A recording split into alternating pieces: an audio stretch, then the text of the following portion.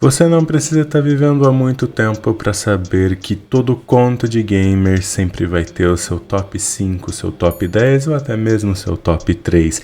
E hoje eu gostaria de propor para a gente fazer o top 5 de jogos que deixam uma mensagem poderosa ou interessante ao jogador. Olá a todos, sejam bem-vindos de volta ao Psico e Jogos. Eu sou o seu host, Josué, também me conhecem como Urso, e é claro, sem mais delongas, vamos lá. Nós vamos abrir esse top 5 com ninguém mais e ninguém menos do que It Takes Two. It Takes Two é um jogo co-op onde você vai controlar o briguento casal Cody e May.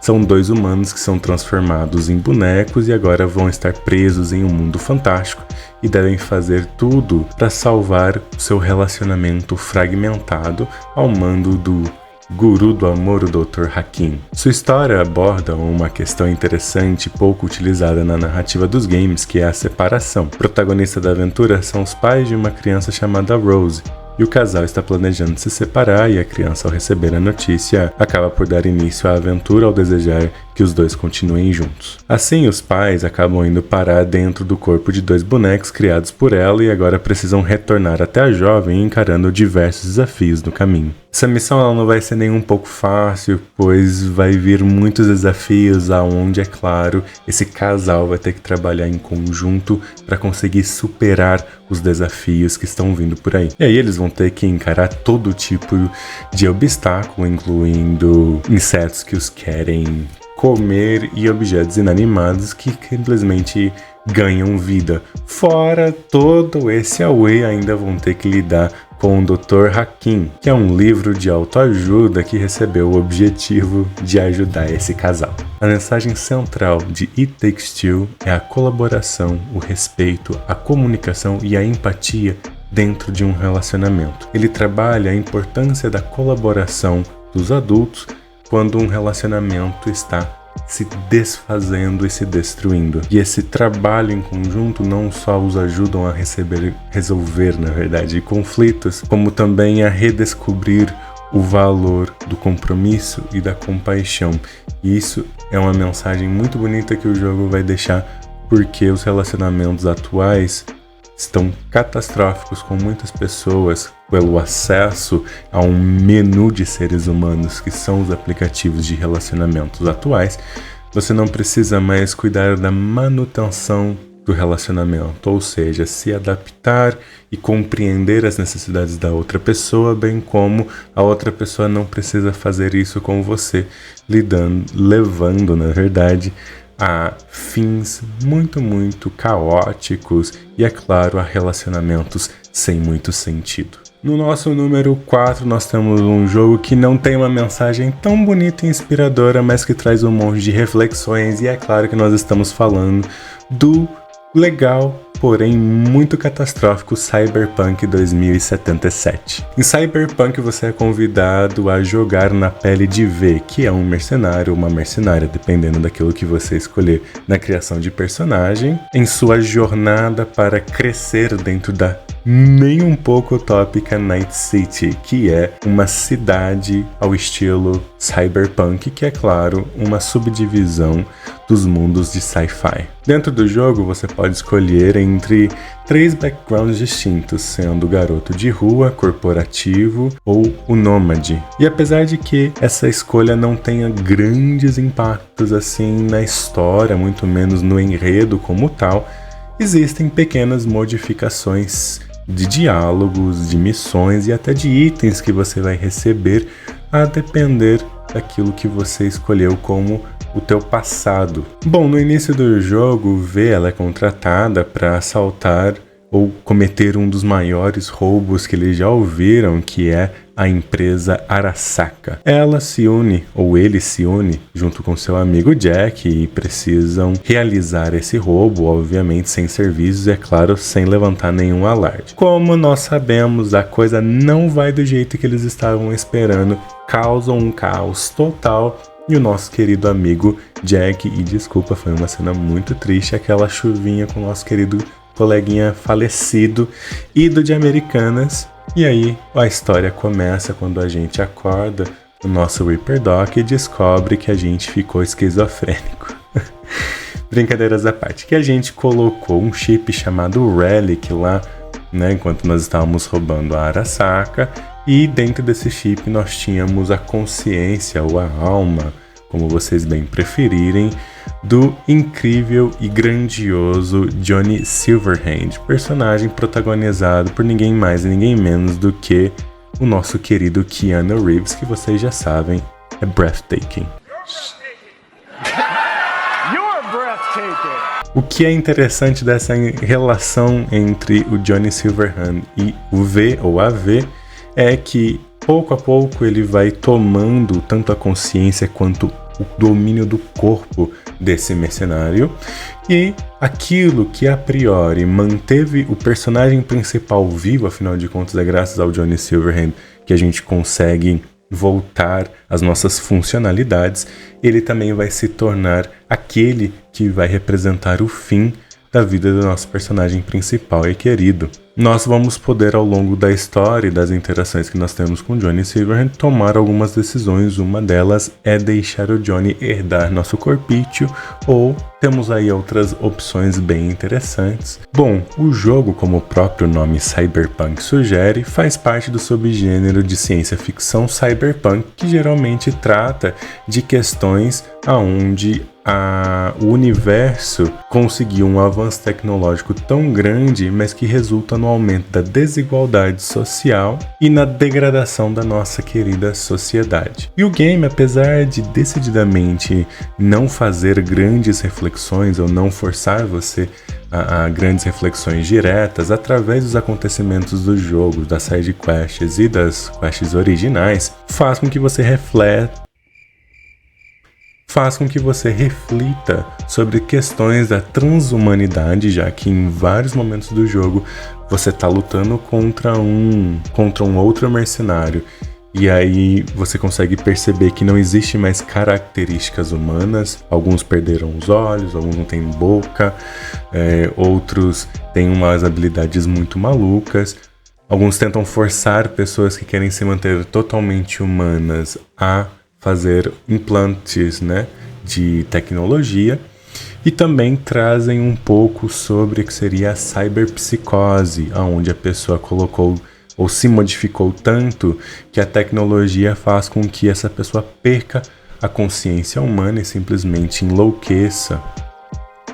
Esses pequenos detalhes e, claro, aquilo que a gente vai achando nos documentos do jogo e as nossas investigações sobre a cyberpsicose, e também graças ao anime Cyberpunk Edge Runners, que, por incrível que pareça, está excelente. Aliás, incrível não, nós tivemos aí grandes nomes da cultura participando de Cyberpunk Edge Runner. Então não tinha como Edge Runners dar errado, mas que também vai trazer novas reflexões sobre esse mundo totalmente distópico que propõe ser o universo aí de Night City, o universo do Cyberpunk. E é por essas reflexões que eles vão trazendo sobre os perigos dos avanços tecnológicos e o perigo de nós perdermos a nossa identidade humana por causa, né, das facilidades que a tecnologia pode entregar pra gente, é que Cyberpunk ganha o local número 4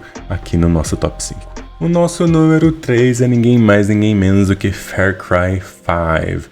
Um jogo que causou polêmica pelas temáticas que ele resolveu abordar, mas que é importantíssimo na nossa atualidade. Nesse jogo nós conhecemos o antagonista Joseph Seed e a sua família, que são os líderes de uma seita religiosa que acredita que o apocalipse está para chegar e somente os seguidores dessa seita é que irão sobreviver. Não somente isso, mas eles também usam umas substâncias aí bem esquisitas para manter os seus fiéis completamente à mercê, né, da religião e serem seguidores cegos do portão do Éden. É a partir desse ponto que a gente vai assumir o papel de um agente do governo que está indo lá para prender o Joseph Seed, e é quando conhecemos o seu discurso, que é um discurso muito bonitinho, e aonde ele te convida a prendê-lo se você for capaz.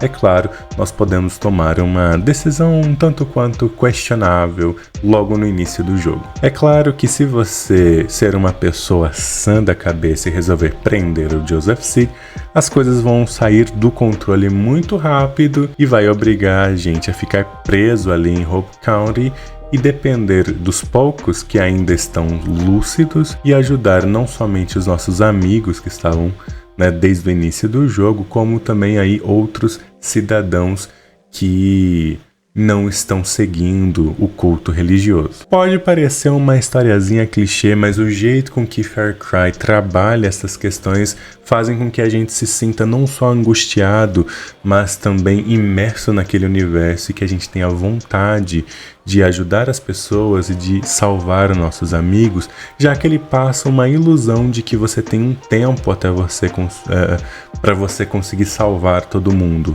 Isso principalmente pelas mensagens que você escuta, da família Seed, através da rádio, através de telefones ou das propagandas na televisão.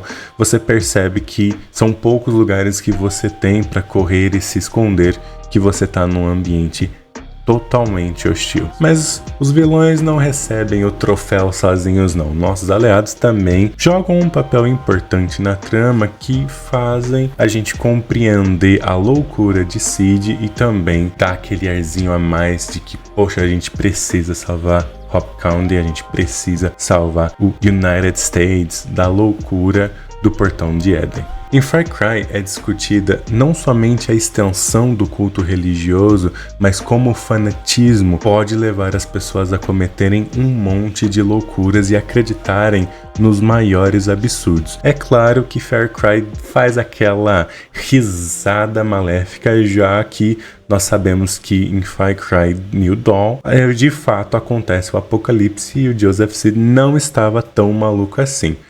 Porém, em Far Cry 6 nós vemos que isso não era a realidade canônica do jogo, já que vamos de volta às grandes histórias. Em Far Cry 5 vai ser discutido o que? O poder de cultos religiosos e os problemas que o fanatismo, ou seja, a falta de questionamento, a falta de razão, podem trazer para a nossa sociedade. É claro que quando as pessoas não têm acesso a algumas informações e dependem, na verdade, de líderes ou de pessoas que dizem que têm o conhecimento, fica difícil para elas filtrarem aquilo que faz sentido e aquilo que não faz sentido. Não somente isso, eles também colocam a questão do uso de alucinógenos para deixar todo mundo crazy e elas não conseguirem, não dar tempo, na verdade, das pessoas raciocinarem o que elas estão fazendo, no que elas estão acreditando e então começarem alguns questionamentos que podiam causar o desabamento total desse culto religioso. Portanto, Far Cry está dizendo para você, não acredita em tudo que você escuta e muito cuidado. Mas é claro, ele deixa em total visão, em total destaque, a famosa frase de François Voltaire, que diz assim: aqueles que conseguem fazer você acreditar em absurdos, conseguem fazer você cometer atrocidades.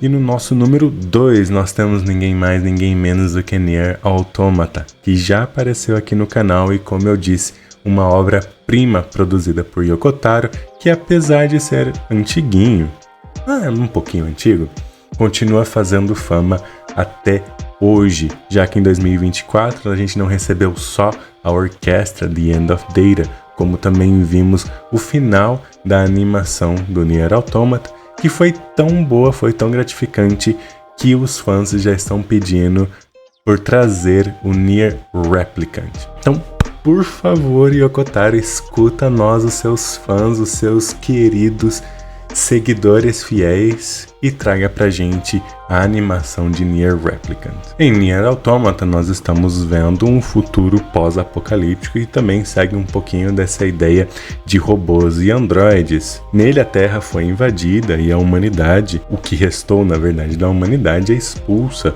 para a Lua, onde eles constroem uma base, e para que eles possam retomar a Terra, eles conseguem recursos suficientes para criar androides com a capacidade de lutar no lugar deles. E as androides de elite são conhecidas como a equipe Yoha. E apesar de tudo, os androides são feitos à imagem e semelhança de seu criador, que são os humanos, e elas possuem uma hierarquia militar muito clara e, com certeza, cada uma delas está designada para executar uma função, como a nossa protagonista 2B, que é uma androide de batalha, nosso segundo protagonista, o 9S, um androide de scan, e a nossa terceira protagonista, a A2, que é uma androide de ataque. É claro que ao longo da campanha você vai receber aí a ajuda de vários outros androides, mas na grande realidade suas habilidades únicas não se diferem muito um dos outros. Praticamente todo mundo consegue executar as mesmas funções, salvo a 2A, que tem alguns poderes aí diferenciados, já que ela é a grande pirocuda de tudo. A história ela tem excelentes momentos e traz muitas reflexões, mas demora um pouquinho para engrenar. E aí alguns jogadores terminam achando chato o começo, porque ele é muito lento, fora que aquele ambiente melancólico que faz muito sentido quando você começa a compreender a história do jogo, no início faz com que você se pergunte exatamente por que aquele mundo é tão triste, apesar das imagens bonitas da natureza, das árvores retomando, a terra para si. Esse tom melancólico também cria uma atmosfera imersiva, apesar dos pesares, e a interação dos personagens e as suas histórias é explicitada de uma forma indireta. A gente precisa compreender as conversas, os documentos e as coisas que estão acontecendo no cenário para conseguir entender aí um pouquinho da história de cada uma das personagens que são apresentadas e principalmente das personagens principais que nós estamos controlando. A mensagem principal de Nier Automata é uma reflexão profunda sobre a natureza da existência, a busca por significado e a luta para encontrar um propósito em um universo aparentemente sem sentido. O jogo explora temas filosóficos e existenciais envolvendo questões como a identidade, a consciência, o ciclo interminável de destruição e renascimento, a natureza humana, a empatia e a liberdade, o determinismo e, é claro, o existencialismo. Eu sei que você quer saber qual é o número 1, mas a gente vai fazer essa menção honrosa que é Fallout. Fallout é uma franquia de jogos que mistura elementos de RPG com um mundo pós-apocalíptico cheio de perigos, decisões morais e uma narrativa profunda. O jogo se passa em um futuro alternativo devastado por uma guerra nuclear, onde você controla um sobrevivente em meio a ruínas radioativas, cidades abandonadas e criaturas montantes. Uma das marcas registradas de Fallout é a sua grande liberdade. Você pode explorar vários terrenos dentro desse mundo aberto, tomar suas próprias decisões que vão, de fato, afetar seu relacionamento com outros personagens e algumas até alteram a trama, e você vai escolher aí com quem você gostaria de interagir ou deixar de interagir, e se você não gostar da pessoa, só explodir a cabeça dela e vida que segue. Seja enfrentando mutantes, resolvendo conflitos das facções ou só tentando sobreviver, Fallout vai criar uma atmosfera única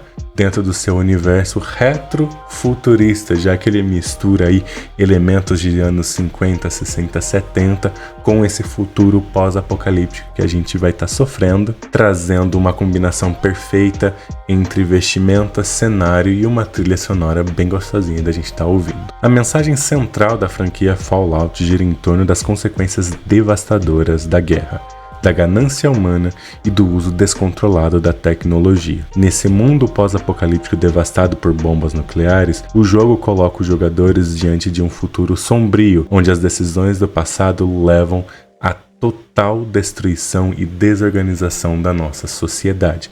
bem parecido com o que Cyberpunk tenta trazer pra gente, com a diferença de que a gente não vai trabalhar tanto a questão da transhumanização, já que em Fallout, apesar de estarmos em um futuro, não vai trabalhar a questão de melhoramento tecnológico e a troca da humanidade pela tecnologia, mas sim vai tratar das questões da ganância humana.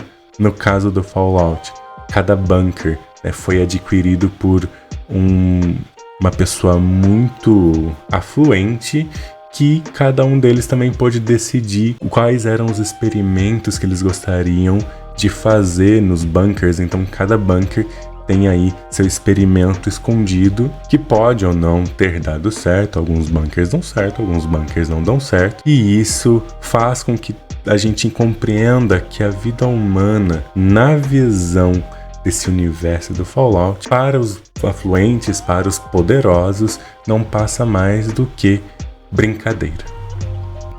E agora é claro que não podia faltar no nosso número 1, aquele que é o RPG dos RPGs, que teve suas personagens desenhadas e animadas pelo único, o incrível, o icônico Akira Toriyama, que a paz esteja com ele. Nós estamos falando de Chrono Trigger. Chrono Trigger é um RPG lançado originalmente lá pro SNES, o Super Nintendo Entertainment System, mas depois foi adaptado aí pro PlayStation 1, Nintendo DS, pros celulares, e alguns anos atrás chegou arrombando na Steam com um precinho bem salgado para um jogo que é só uma adaptação. Ele que é considerado um dos melhores jogos da história dos games, pertence à Square Enix, a grandiosa produtora da Final Fantasy, faz sucesso graças à sua história, os seus personagens icônicos, seus desenvolvimentos e, é claro, os sprites que eram lindos e maravilhosos para a época que ele saiu. A história é centrada em Chrono,